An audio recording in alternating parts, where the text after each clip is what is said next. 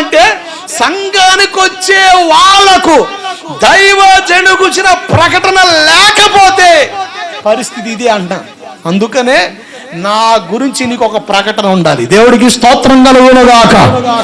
నీకు ఒక ప్రకటన ఉంటే, ఒకవేళ ఎవరైనా వచ్చి డౌట్గా మాట్లాడి, అదిగో సునేమి గంటరాలు ఏమంది, తన భర్త వచ్చి డౌట్ నీ మీద నాకు డౌట్ లేదు, బయట రకరకాల మాట మనం జాగ్రత్త పడాలి కదా అని చెప్తుంటే, ఈమంటది మన ఇంటికి వస్తా పోతున్న వ్యక్తి బడాయి కోరి పాస్టర్ కాదు, బల్లాదూరు సేవకుడు కాదు, మన ఇంటికి వచ్చే సేవకుడు కారుల మీద తిరిగేవాడు కాదు, కాళ్ళు రెగరేసుకొని తిరిగేవాడు కాదు, కానుకలు కోరేవాడు కాదు.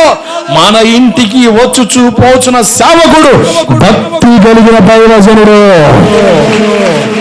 హల్లెలూయా. దైవజనుడు గురించిన ప్రకటన